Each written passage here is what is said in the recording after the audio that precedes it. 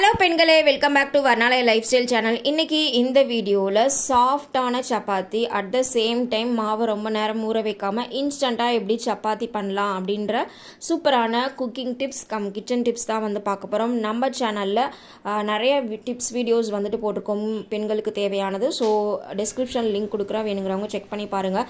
இந்த டிப்ஸ் உங்களுக்கு ரொம்பவே யூஸ்ஃபுல்லாக இருக்கும். ஸோ வீடியோவை ஸ்கிப் பண்ணாமல் கண்டிப்பாக ஃபுல்லாக பாருங்கள்.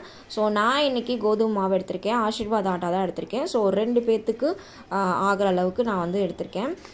இதில் வந்து பார்த்திங்கன்னா லைட்டாக சோடா உப்பு வந்துட்டு ஆட் பண்ணிக்கோங்க. நிறைய பேருக்கு இதை ஆட் பண்ணுற பழக்கம் இருக்காது, பட் ஒரு சிட்டிகை அந்த மாதிரி ஆட் பண்ணிக்கலாம். ஸோ அப்போ வந்து பார்த்திங்கன்னா உங்களுக்கு சப்பாத்தி கொஞ்சம் நல்லா உப்பி வரும். அண்ட் தென் எப்போவுமே வந்துட்டு நம்ம உப்பு ஆட் பண்ணுவோம். ஸோ அதோட வந்து பார்த்திங்க அப்படின்னா சுகரும் கொஞ்சோண்டு ஆட் பண்ணிக்கோங்க. சர்க்கரை ஆட் பண்ணும்போது உங்களுக்கு மாவு வந்துட்டு நல்லா சாஃப்டாக வரும். பட் சுகரும் சால்ட்டோட லெவல் ரெண்டுமே ஈக்குவலாக இருக்கக்கூடாது. சுகர் வந்து கொஞ்சம் தான் ஆட் பண்ணுவோம். ஸோ இது நார்த் இந்தியன்ஸ் வந்து நிறைய பேர் இந்த மாதிரி வந்து சுகர் அதிகமாக ஆட் பண்ணி பண்ணுவாங்க, அவங்களுக்கு இந்த மாதிரி டேஸ்ட் பிடிக்கும்.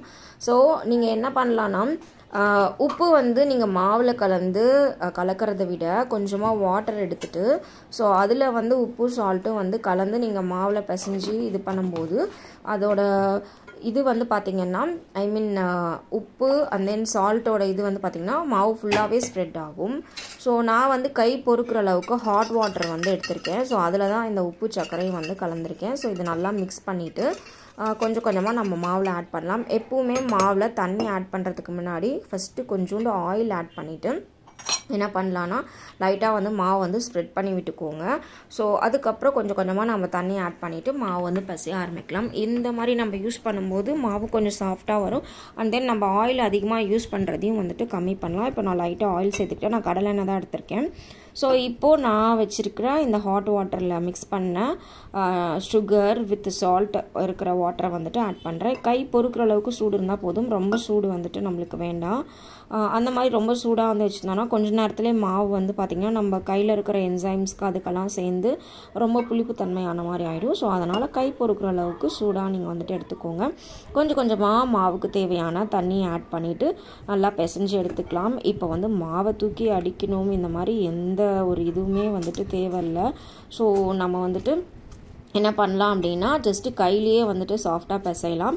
ஸோ இதுக்கு மேலே வந்து உங்களுக்கு இன்னுமுமே வந்து இன்னும் சூப்பர் சாஃப்டாக வந்துட்டு மாவு வேணும் அப்படின்னு நினச்சிங்கன்னா ஸோ நம்ம வீட்டில் வந்துட்டு இந்த இஞ்சி பூண்டுலாம் தட்டுறதுக்கு வந்துட்டு இது வச்சுருப்போம் இல்லையா, ஸோ அதை எடுத்து நல்லா ஒரு 4-5 டைம் வந்து தட்டிக்கோங்க. அப்போ மாவு இன்னும் இலகி நம்மளுக்கு சூப்பர் சாஃப்டாக வரும். ஸோ மாவு ஊற வைக்காமல் இன்ஸ்டண்ட்டாகவே நம்ம என்ன பண்ணலாம்னா சப்பாத்தி அப்படியே உருண்டை பிடிச்சி நம்ம வந்துட்டு மேக் பண்ண வந்து ஸ்டார்ட் பண்ணிடலாம். காலையில் ரொம்ப வெரி பிஸி மார்னிங்கில் ஸோ இந்த மாதிரி ஸ்டெப்ஸ் வந்துட்டு ஃபாலோ பண்ணிங்கன்னா உங்களுக்கு ரொம்பவே ஈஸியாக இருக்கும். ஸோ இப்போ வந்துட்டு மாவு வந்துட்டு ஆல்மோஸ்ட் வந்துட்டு ரெடி ஆயிடுச்சு. ஸோ மேலே வந்து காயாமல் இருக்கிறதுக்காக நம்ம லைட்டாக வந்துட்டு வாட்டர் ஆட் பண்ணிவிட்டு நம்ம வந்து கொஞ்சம் நேரம் வந்து அப்படியே வச்சுக்கலாம். ஸோ இது வந்து வேணும் அப்படின்னா நீங்கள் வந்துட்டு ஒரு 1/2 hour அப்படியே ஊற வச்சுக்கலாம். இல்லை அப்படின்னா நீங்கள் இன்ஸ்டண்ட்டாகவே செய்யலாம். அப்போவே உங்களுக்கு ரொம்ப சாஃப்டாக தான் சப்பாத்தி வரும். ஸோ நான் வந்து பெருசாக வந்துட்டு ஊற வைக்கல, மேலே காயாமல் இருக்கிறதுக்காக ஜஸ்ட்டு அந்த எண்ணெயை மட்டும்தான் இது பண்ணியிருக்கேன். இப்போ நான் உருண்டெல்லாம் இது பண்ணிவிட்டு இப்போ மாவு வந்து தேய்ச்சி எடுத்துட்டேன். ஸோ நீங்கள் வந்து பார்த்திங்கனாவே தெரியும் நல்லா சாஃப்டாக தான் நான் தேய்ச்சி எடுத்திருக்கேன். எப்போவுமே வந்து ஒரு இம்பார்ட்டன்ட் டிப் வந்துட்டு என்னென்னு பார்த்தீங்கன்னா கல் நல்லா சூடான பிறகு நீங்கள் சப்பாத்தி போட்டிங்கன்னா தான் ஓரளவுக்கு சப்பாத்தி வந்து உப்பி வரும். ஸோ ஒரு சில கோதுமை மாவு நம்ம யூஸ் பண்ணும்போது சப்பாத்தி உப்பி வர்றதுக்கு என்னதான் ஸ்டெப்ஸ் ஃபாலோ பண்ணாலும் கஷ்டம் உப்பி வர்றது. நான் வந்து ஆசீர்வாத் ஆட்டா தான் எடுத்திருக்கேன். ஸோ தவாவில் கொஞ்சமாக ஆயில் வந்துட்டு ஆட் பண்ணிவிட்டு நம்ம இதுக்கப்புறம் வந்து சப்பாத்தி வந்து போட்டுக்கலாம்.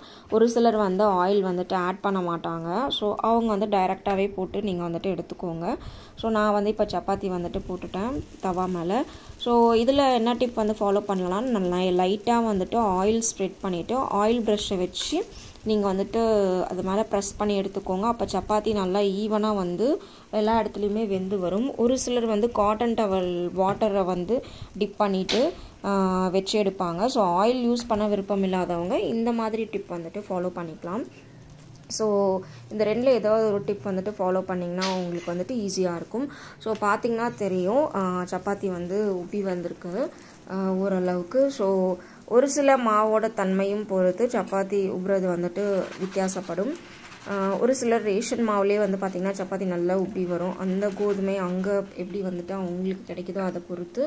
ஸோ ஒவ்வொரு டைமும் நம்மளுக்கு வந்து டிஃபர் ஆகும். பட் சப்பாத்தி வந்து இந்த மெத்தடை ஃபாலோ பண்ணும்போது கண்டிப்பாக சூப்பர் சாஃப்டாக வரும். ஸோ உங்களுக்கு நான் எல்லாமே சுட்டுட்டு உங்களுக்கு வந்துட்டு நான் வந்து எடுத்து காட்டுறேன். இப்போ வந்து பாருங்கள் எவ்வளோ சூப்பராக வந்துட்டு சப்பாத்தி வந்து சாஃப்டாக இருக்குன்னு. இந்த மாதிரி நீங்கள் செய்யும்போது எவ்வளோ நேரம் நீங்கள் சப்பாத்தி வச்சுருந்தாலும் ஒரு மாதிரி ஹார்டாகாமல் பயங்கர சாஃப்டாகவே இருக்கும். ஸோ கண்டிப்பாக இந்த டிப்பை வந்துட்டு ட்ரை பண்ணிவிட்டு எனக்கு வந்துட்டு கமெண்ட் பண்ணுங்கள். இந்த மாதிரி மெத்தடை ஃபாலோ பண்ணிங்கன்னா உங்களோட பிஸி மார்னிங் உங்களுக்கு சப்பாத்தியும் அந்த டைமில் தேவை அப்படின்னா இந்த மாதிரி இன்ஸ்டண்ட்டாக வந்துட்டு நீங்கள் வந்து ரெடி பண்ணிக்கலாம். ஸோ சப்பாத்தி வந்து நல்லா ஷேப்பாக வேணும்னு நினச்சிங்கன்னா அதுக்கு ரொட்டி மேக்கர் இருக்குது. ஸோ நம்ம வச்சு ப்ரெஸ் பண்ணோடனே ரவுண்டாக அழகாக வரும். அது வேணும்னாலும் நீங்கள் யூஸ் பண்ணிக்கலாம். இதில் வந்து 4ஆக மடித்து கூட நீங்கள் வந்து யூஸ் பண்ணலாம். யூஸ் பண்ணும்போது நம்மளுக்கு அந்த ரேக்காக லேயராக வந்துட்டு சப்பாத்தி வரும். ஸோ நான் வந்து சிங்கிள் இதோட லேயரோட முடிச்சிட்டேன். ஸோ இந்த மாதிரி இன்னும் நிறையா டிப்ஸ் வேணும் அப்படின்னா கண்டிப்பாக நம்மளோட சேனலை வந்துட்டு ஃபாலோ பண்ணிக்கோங்க. S Varnalaya life style channel பிடிச்சிருந்தா லைக் பண்ணுங்கள், ஷேர் பண்ணுங்கள், சப்ஸ்கிரைப் பண்ணுங்கள், கமெண்ட் பண்ணுங்கள். டாட்டா.